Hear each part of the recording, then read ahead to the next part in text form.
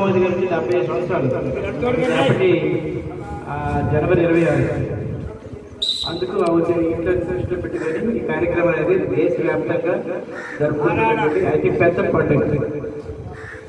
మరి ఈ కార్యక్రమాన్ని ముందుగా మన రాజ్యాంగ పితామహుడు అంబేద్కర్ విగ్రహానికి పూలమాలను చేసి ప్రారంభించవలసిందిగా ప్రధాన ఉపాధ్యాయుల వారిని కోరుతున్నాను. అలాగే ఉపాధ్యాయులు అందరూ కూడా వేదిక మీదకి రావాల్సిందిగా కోరుతున్నాను. మన అందరం కలిసి ప్రియాపం చదవలసింది.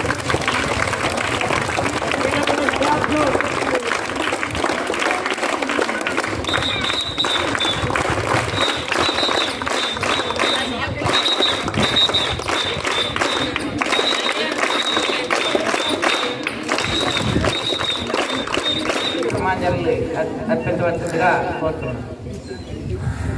సార్ ఒక్కొక్కరు వెళ్ళి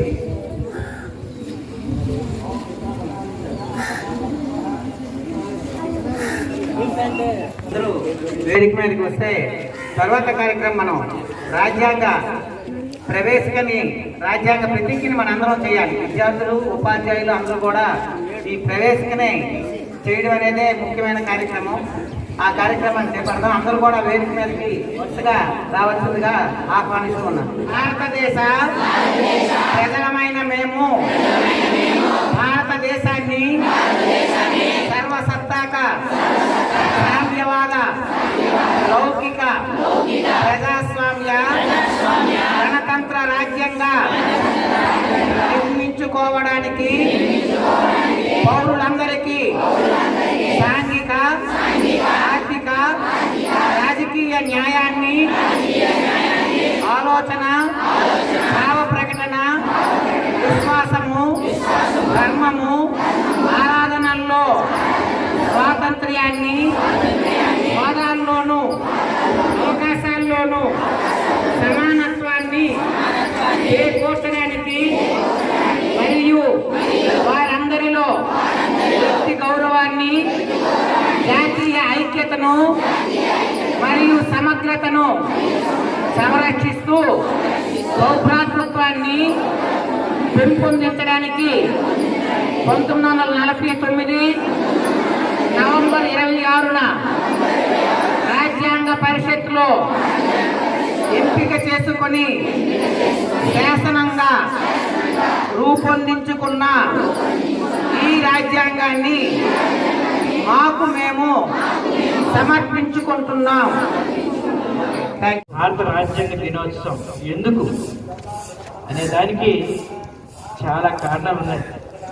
ఈరోజు మీరు స్వేచ్ఛ వాయులు, ఈరోజు మీకు యూనిఫార్మ్, ఈరోజు మీకు రకరకాల ఆర్థిక సహకారాలు, షూస్, అలాగే విద్యాలయాల్లో చాలా మందికి అయితే ఇలాంటి స్కూల్స్లో ఫ్రీ ఎడ్యుకేషన్, ఉద్యోగ భద్రత, ఆహార భద్రత, ఆరోగ్యం, ఇవన్నీ కూడా మనకి ఒక అదృశ్యమైన శక్తిగా నడిపించేటువంటి శక్తి ఏదైనా ఉందంటే అది భారత రాజ్యాంగం. మొత్తం ఇప్పుడు ప్రజెంట్ 22 భాగాలు అనుకుంటున్నాం, 448 ఆర్టికల్స్, 12 షెడ్యూల్తో భారత రాజ్యాంగం నడుస్తుంది. లేటెస్ట్గా కూడా అయితే ఎన్నో సవరణలు జరిగి ఇప్పుడు భారత రాజ్యాంగం ఇంకా పటిష్టం అవడానికి, భారతదేశంలో మీలాంటి పిల్లలకి అందరికీ మంచి ఉజ్వల భవిష్యత్తు ఇవ్వడానికి అన్ని రకాలుగా కూడా ప్రభుత్వం కృషి చేస్తుంది. ఏ దేశంలో లేనంత అతిపెద్ద రాజ్యాంగం మన భారత రాజ్యాంగం. మన భారత రాజ్యానికి కొన్ని ప్రత్యేకమైన లక్షణాలు ఉన్నాయి. అయితే మనకి చూడండి, హిందువులకి భగవద్గీత పవిత్ర గ్రంథం అంటాం, అలాగే క్రైస్తవులకి బైబిల్, ముస్లింలకి ఖురాన్. మరి ఇది అందరికి కూడా భారతీయులందరికీ పవిత్ర గ్రంథం ఏదంటే భారత రాజ్యాంగమే అని చెప్పాలి. ఎందుకు ఇక్కడ ఏ మతం వాళ్ళైనా ఏ కులం వాళ్ళైనా భారత రాజ్యాంగం ప్రకారమే మనం నడుచుకోవాల్సి ఉంటుంది. మన పరిపాలన కానీ, మన న్యాయ వ్యవస్థ కానీ, శాసనసభ కానీ అన్నిటికీ కూడా అత్యున్నత ఉన్నతమైనది భారత రాజ్యాంగం. దీని ప్రకారమే మనకి పరిపాలన జరగాలి. మరి ఇటువంటి విశిష్టమైన రాజ్యాంగం గురించి పిల్లల్లో అవేర్నెస్ కలుగు చేయాలి. రాజ్యాంగం అంటే ఏంటో తెలియని పరిస్థితిలో చాలా మంది ఉన్నారు. కాబట్టి 2015 నుంచి భారత ప్రభుత్వం వాళ్ళు దీన్ని ఒక కార్యక్రమంగా తీసుకొని ప్రతి పాఠశాలలోనూ విద్యా సంస్థల్లోనూ భారత రాజ్యాంగం గురించి విద్యార్థుల ద్వారా ప్రజల్లో అవేర్నెస్ కలుగు చేసి మనకున్న హక్కులేంటి, మనకున్న విధులేంటి, బాధ్యతలేంటి అనేది ప్రతి ఒక్కరికి తెలిసినాడే వాళ్ళు సరైన పౌరులుగా నిల్చొని దేశ ప్రగతికి తోడ్పడతారనే ఉద్దేశంతో రూపొందించిన కార్యక్రమం ఇది. దీన్ని సాంఘిక శాస్త్ర దినోత్సవం కూడా అంటారు. ఎందుకంటే రాజ్యాంగం గురించి బాగా వివరించిన శాస్త్రం సాంఘిక శాస్త్రమే. అందుకే సాంఘిక శాస్త్రం దినోత్సవంగా దాన్నే భారత రాజ్యాంగ దినోత్సవం కూడా జరుపుకుంటారు. ఇది కూడా భారత రాజ్యాంగ దినోత్సవ శుభాకాంక్షలు. ముఖ్యంగా భారత రాజ్యాంగం తరగతి నిర్మాణం కార్యక్రమంలో ఎంతోమంది వారి ప్రతిభ ఆర్థిక సహకారం అందించి ప్రపంచంలోనే అతిపెద్ద లిఖిత రాజ్యాంగ ఏర్పాటులో చాలామంది కృషి చేశారు మన పెద్దలు. నవంబర్ 26, 1949 తేదీన ఈ రాజ్యాంగాన్ని ఆమోదించిన తర్వాత 1950 జనవరి 26 నుంచి అమల్లోకి వచ్చింది ఈ అతిపెద్ద లిఖిత రాజ్యాంగం అయినటువంటి భారతదేశం అండి. ఈ రాజ్యాంగం ద్వారాగా ఆర్థికంగా అసమానతలు కానీ, చదువులో అసమానతలు, ఉద్యోగరీత్యా అసమానతలు ఉన్న అందరికీ కూడా రాజ్యాంగము అందరికీ సమాన బాధ్యతలు, సమాన హక్కుల్ని అన్నింటినీ కూడా సమానంగా పెంచే బాధ్యత రాజ్యాంగం ద్వారా భారతదేశ ప్రజలకి లభిస్తుంది. అలాంటి గొప్ప భారత రాజ్యాంగ దినోత్సవం జిల్లా పరిషత్ ఉన్నత పాఠశాల నందిగోపాలపురంలో జరుపుకునేందుకు నిర్ణయించడం జరిగింది. మరి ఈ పాఠశాలలో ఉపాధ్యాయులందరికీ అలాగే విద్యార్థులందరికీ కూడా భారత రాజ్యాంగ దినోత్సవ శుభాకాంక్షలు తెలియజేస్తూ అందరికీ కూడా నమస్కారం. ఇంత ముందు కొన్ని నినాదాలను కూడా మనం అలవర్చుకుందాం. మొదటగా నినాదాలు: భారత రాజ్యాంగం దేశ గౌరవం, భారత రాజ్యాంగం, భారత రాజ్యాంగం, భారత రాజ్యాంగం, strong constitution, strong India, strong constitution, strong constitution, ఒక్కటే భారతం, రాజ్యాంగమే బలం, ఒక్కటే భారతం, ఒక్కటే భారతం, unity in diversity, constitutional identity, unity in diversity, constitution, భారత రాజ్యాంగం దేశ గౌరవం, భారత రాజ్యాంగం, భారత రాజ్యాంగం, భారత రాజ్యాంగం, ఒక్కటే భారతం, రాజ్యాంగమే బలం, ఒక్కటే భారతం, ఒక్కటే భారతం, ఒక్కటే భారతం, రాజ్యాంగాన్ని చదువుదాం, ప్రజాస్వామ్యాన్ని బలపరుస్తాం, రాజ్యాంగాన్ని చదువుదాం, రాజ్యాంగాన్ని చదువుదాం, రాజ్యాంగాన్ని చదువుదాం, రాజ్యాంగాన్ని చదువుదాం, ఒక్కటే భారతం,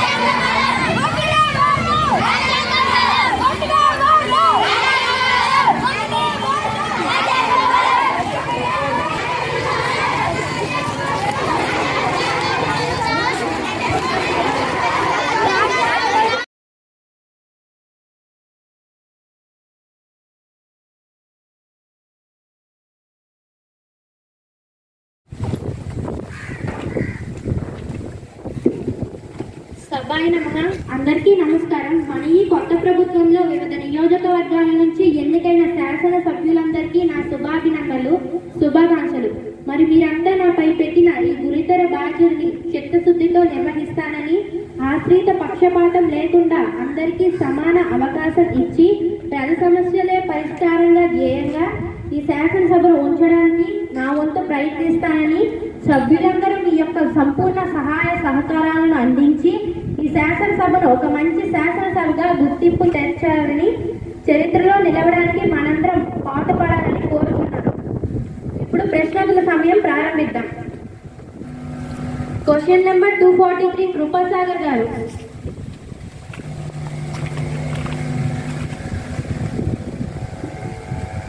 అధ్యక్ష, మా నియోజకవర్గంలోని దండుగోపాలపురం ఉన్నత పాఠశాలలో అదనపు భవనముల కొరకు 98 లక్షల రూపాయల నిధులు గత ప్రభుత్వంలో మంజూరు చేశారు.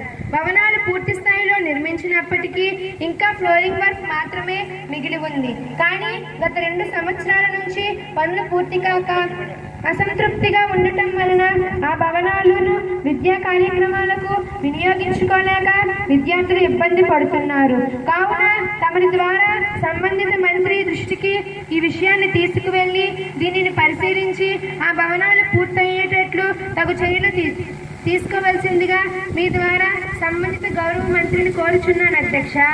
విద్యాశాఖ మంత్రి గారు.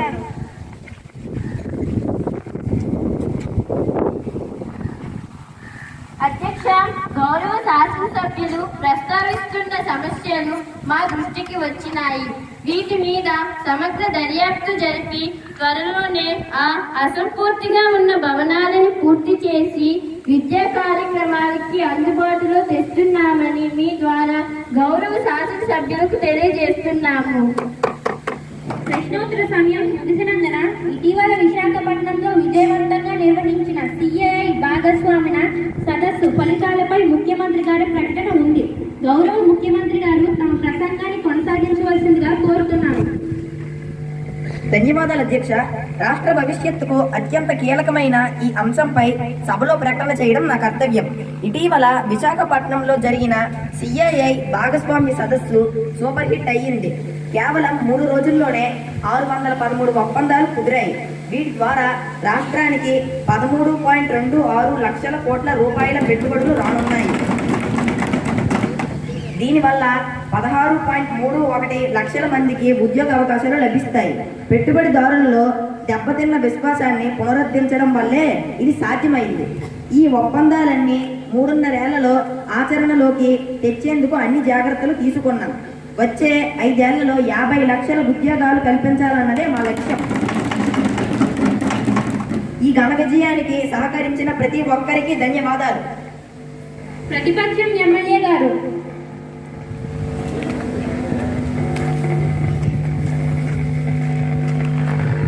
గౌరవనీయులైన అధ్యక్షుల గారికి మరియు ముఖ్యమంత్రి గారికి నా అభినందన.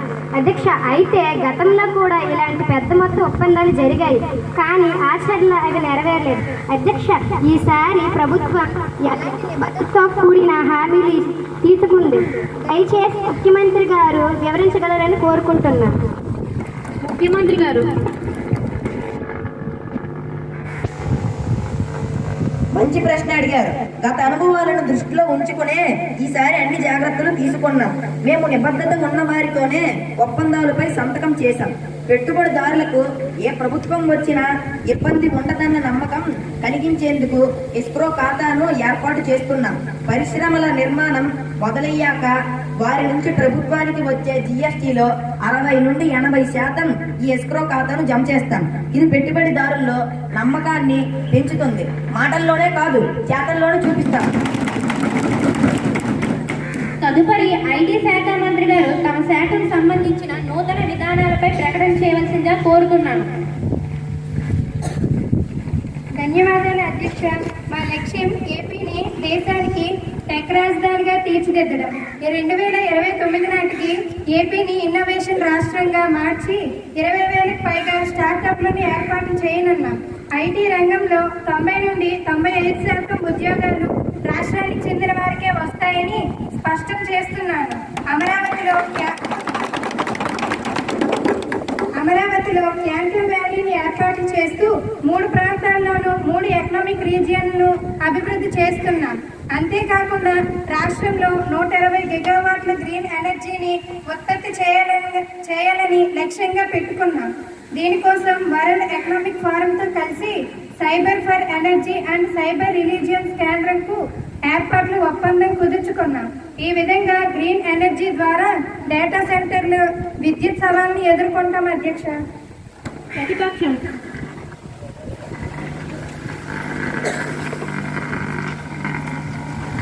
అధ్యక్ష, ఐటీ ఎకోసిస్టమ్ అభివృద్ధికి ప్రాంతాల మధ్య వ్యత్యాసం చూపవద్దని కోరుకుంటున్నాను. శరణ్య గారు.